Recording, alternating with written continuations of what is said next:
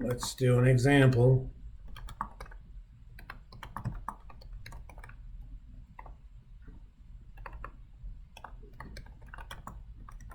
Suppose you invest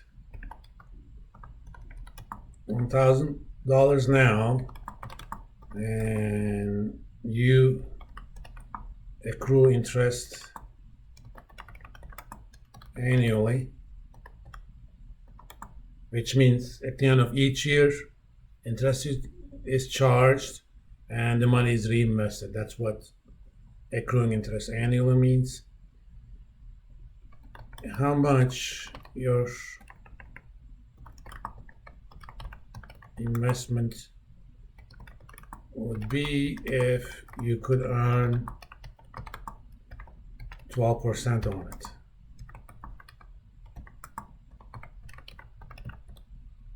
So I'm asking you guys.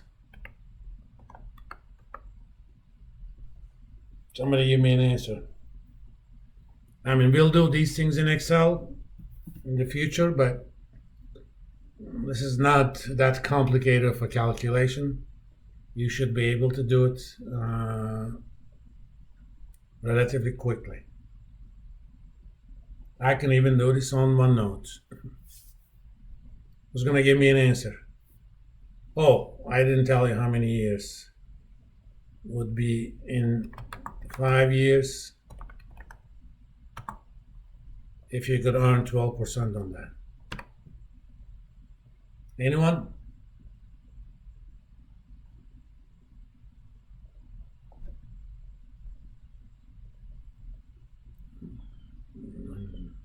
You're at home warm, I'm assuming, so you don't have to excuse. It's not that early anymore. You guys have seen this sort of stuff, right?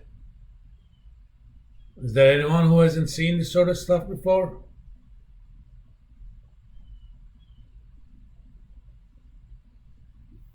Okay, let's apply it. The formula is value 5 years, S years from now is equal to value now times 1 plus rate of return raised to the power S. So what is value now? Anyone? What's my present value? 1,000. $1,000. What's my R? 12%. 12%. What's my S?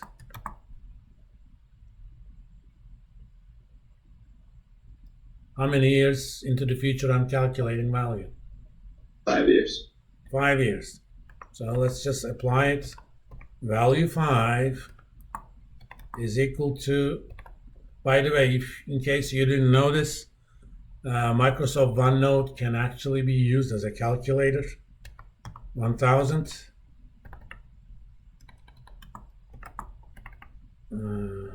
times 1 plus 12% raised to the power 5. Once you're done with the calculation, the formula, just enter an equal and space. It calculates it for you, okay?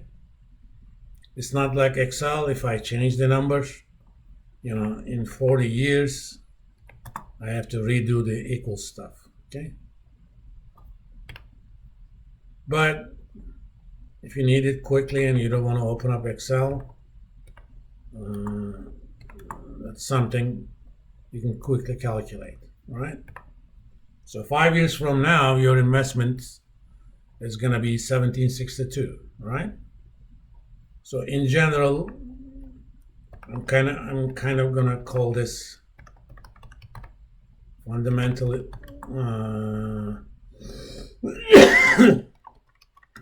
equation of finance, and I use the word fundamental as a tongue-in-cheek.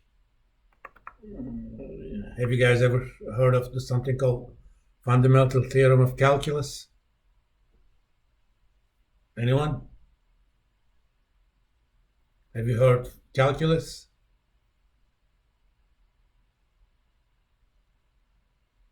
I'm assuming none of you took calculus in high school, huh?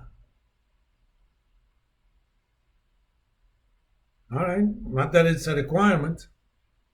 Basically, future value is equal to present value times 1 plus interest rate raised to the power s. Future value s years from now.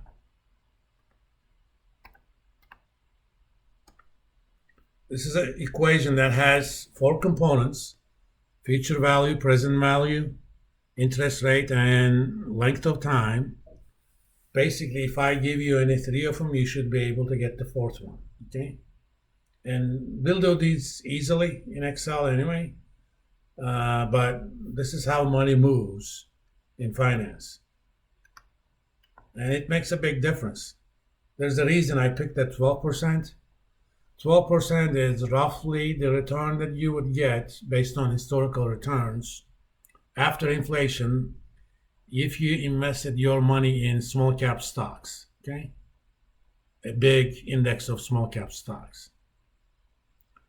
What if you only invested into large cap stocks, companies like Apple, the Google, what have you? So if R is equal to, that's about 6%, okay? Again, this is after inflation. So we're gonna have 1,000 times 1 plus 6% raised to the power 5. You only make 338 in 5 years versus 762 in 5 years compared to small cap stocks. So rates of return matters.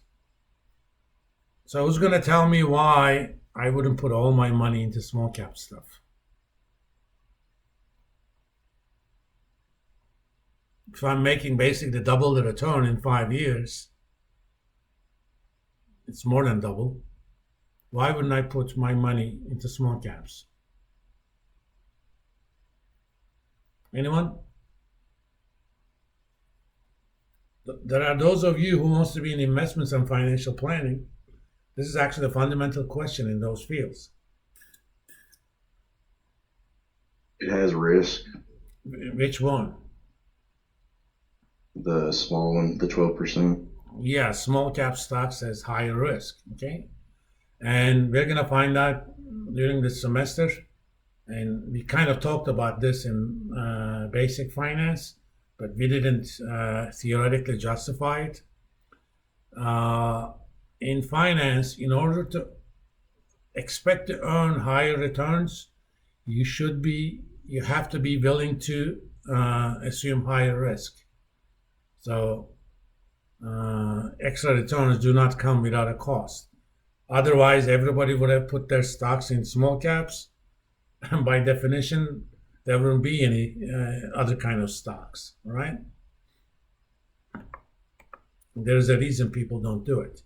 But anytime you do long-term investments like retirement, it's not a bad idea to be aggressive and put a lot of money in small cap stuff. And we'll talk about those in the second half. Say it again. It's a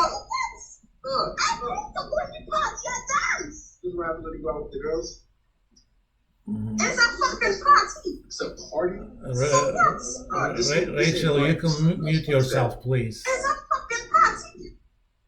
Okay.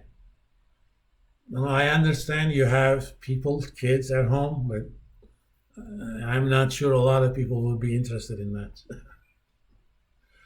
I'm recently an empty nester, so I definitely am not. All right. Let's kind of wrap up here today. On Thursday, assuming that we're going to be on campus, remember we're going to meet on the lab number 4 at BTC 243, okay? And if you know your group members, actually that room is ideal for that, the way the tables are designed, because we're going to talk about things you're going to do as a group.